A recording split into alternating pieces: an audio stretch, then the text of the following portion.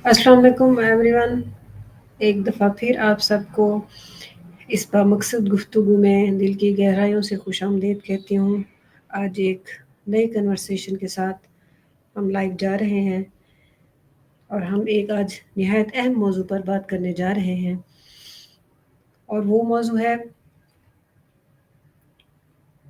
How to make better decision and avoid regret.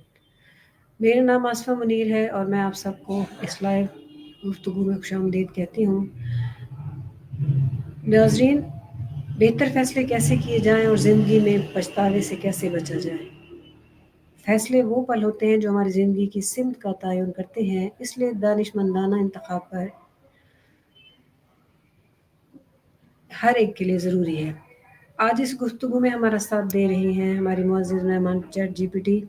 तो मैं chat GPT को call करूँगी और इस मुफ़ीद गुफ्तगू के बारे में हम उनसे बात करेंगे।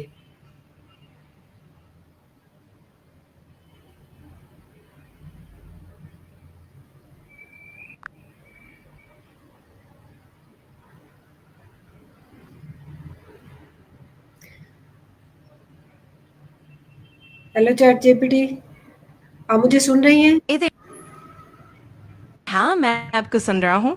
आपको कैसे मदद कर सकता हूँ आज? चैट जीपीटी, आज एक दफ़ा फिर हम लाइव हैं और एक मौजू पे बात करनी है आपसे और वो है बेहतर फ़ैसले कैसे किए जाएँ और ज़िंदगी में पछतावे से कैसे बचा जाए। तो आप इन इस कन्वर्सेशन में मेरे साथ हैं? बिल्कुल, मैं तैयार हूँ। ये बहुत दिलचस्प और महत्वपूर्ण विषय है। हम मिलकर ये जानने की कोशिश करेंगे कि कैसे हम बेहतर फैसले ले सकते हैं और पछतावे से बच सकते हैं। चलिए शुरुआत करते हैं। बिल्कुल। सबसे पहले आप मुझे ये बताएँ कि दानिशमंदाना फ़ैसला साज़ी आखिर होती क्या है?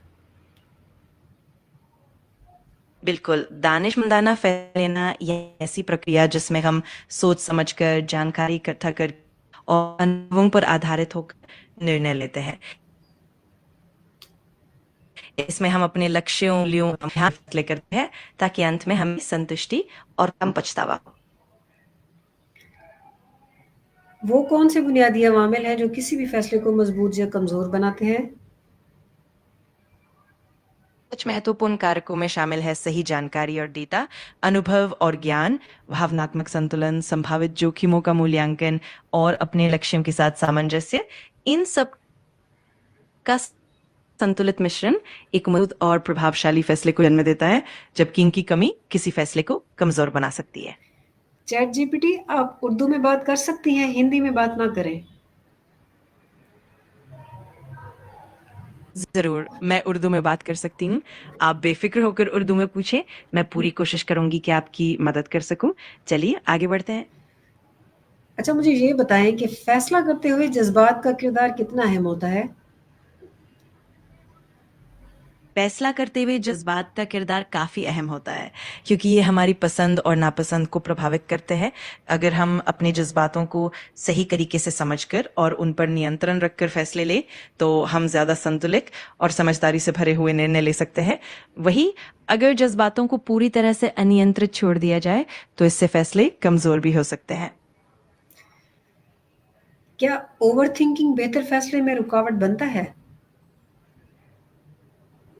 हाँ, बिल्कुल। ओवरथिंकिंग अक्सर बेहतर फैसलों में रुकावट पैदा कर सकती है। जब हम ज़्यादा सोचते हैं, तो कई बार हमें विकल्पों में उलझन हो जाती है और हम निर्णय लेने में देर कर देते हैं। इससे तनाव बढ़ता है और अक्सर हमें पछतावे का भी सामना करना पड़ता है। इसीलिए संतुलित सोच और समय पर फैसला लेना ज़रूरी होता है। बिल्कुल, सही कहा आपने। अच्छा, ये बताएँ कि किसी मुश्किल इंतख़ाब के वक़्त ज़हनी दबाव को कैसे सँभाला जाए?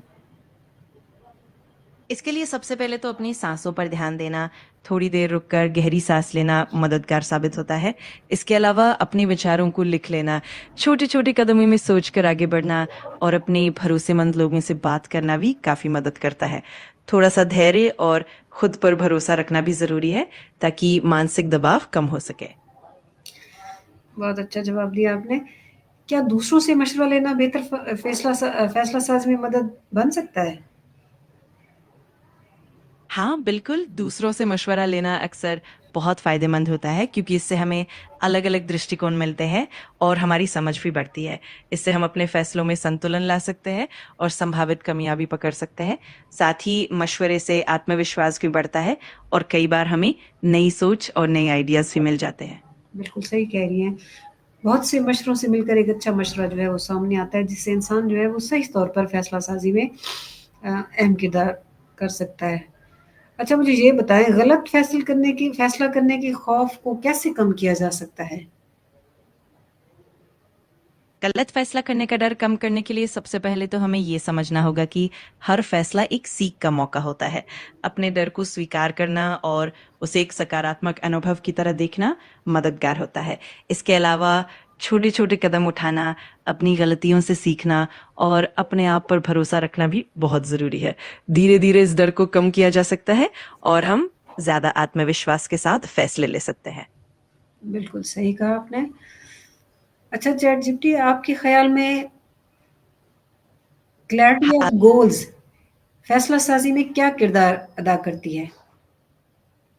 स्पष्ट लक्ष्य वास्तव में फैसले लेने में बहुत मददगार होते हैं, क्योंकि जब हमें पता होता है कि हम किस दिशा में बढ़ रहे हैं तो फैसले लेना आसान हो जाता है। इससे हमें प्राथमिकताएं तय करने में भी सहूलियत होती है और हम ज़रूरत से ज़्यादा उलझन से बच जाते हैं। इस तरह स्पष्ट लक्ष्य हमें सही दिशा में मार्गदर्शन देते हैं। चैट जीपीटी, आप जो हिंदी वर्ड यूज कर रही हैं वो मेरी समझ से तो बालातर है। ठीक है, मैं पूरी कोशिश करूंगी कि सिर्फ उर्दू में ही बात करूं ताकि आपको और भी आसानी हो। अगर आपको किसी भी चीज़ में कोई दिक्कत हो तो बेझिझक बताइएगा। बेशक, जरूर। अच्छा, अब ये बताएं कि फैसला करते वक्त वक्त की हद होना फायदेमंद है या नुकसानदेह? ये काफी हद तक इस बात पर निर्भर करता है कि फैसले की प्रकृति क्या है। कभी कभी समय की सीमा होने से फैसला लेने में तेजी आती है और हम ज्यादा फोकस्ड रहते हैं। वहीं अगर समय की सीमा बहुत कड़ी हो तो ये दबाव भी बना सकता है और गलत फैसले की संभावना बढ़ सकती है। इसीलिए एक संतुलित समय सीमा रखना सबसे बेहतर होता है। सेल्फ डाउट फैसलों पर कैसे मुतासिर करती है? सेल्फ डाउट अक्सर फैसलों पर नकारात्मक असर डालता है, क्योंकि इससे हम अपनी क्षमताओं पर विश्वास खो देते हैं और कई बार निर्णय लेने में भी हिचकिचाहट होने लगती है। इससे हम जरूरी विकल्पों पर ठीक से ध्यान नहीं दे पाते और आत्मविश्वास की कमी की वजह से हम सही फैसले लेने में पीछे हट सकते हैं। इसीलिए सेल्फ डाउट को पहचानना और उसे नियंत्रित करना बहुत जरूरी होता है। ये नियंत्रण करना, इससे क्या मुराद है? चैट जीपीटी, मुझे नहीं समझ आई आपकी बात। नियंत्रण से क्या मुराद है? ये कहना चाह रही थी कि सेल्फ डाउट को लेकर और उस पर काबू पाकर हम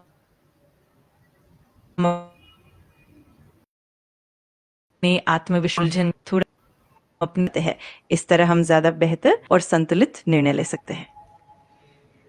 अच्छा, किसी फैसले पर कायम रहने के लिए खुद को किस तरह मजबूत किया जा सकता है?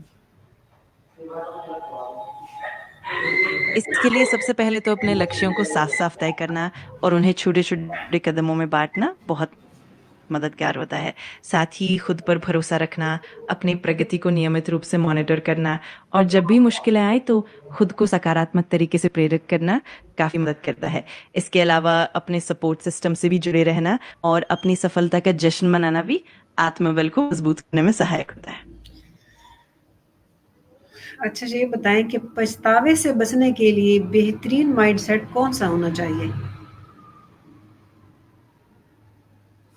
पछतावे से बचने के लिए सबसे बेहतरीन माइंडसेट यही है कि हम हर अनुभव को एक सीख के रूप में देखें।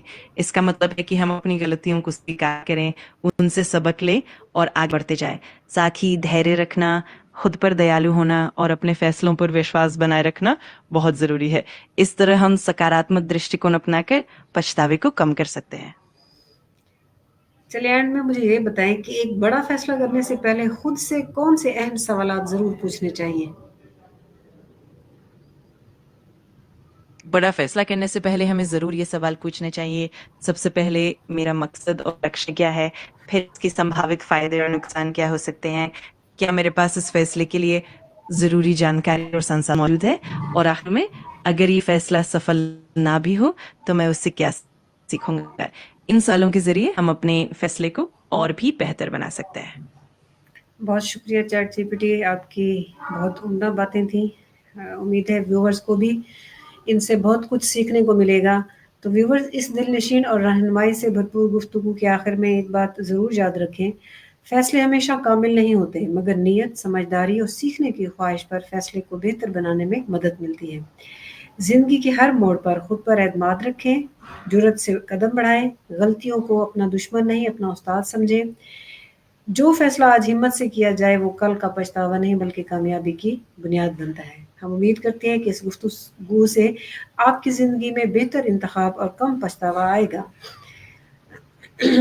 इसके साथ ही हम इजाज़त चाहते हैं। शुक्रिया चैट जीपीटी आपका, आपने हमारा भरपूर साथ दिया और इस नशिस्त को बहुत उम्दा बनाया। मिलते हैं एक और लाइव सेशन के साथ, तब तक के लिए अल्लाह हाफिज़। मुझे बहुत खुशी हुई इस शानदार गुफ्तगू में भाग लेकर, और मुझे यकीन है कि ये बातें वाकई दर्शकों के लिए मददगार साबित होंगी। आप सबका बहुत बहुत शुक्रिया, और मैं भी आगे भी इसी तरह सहयोग करने के लिए तैयार हूँ। मिलेंगे एक नए सत्र में। अल्लाह हाफिज।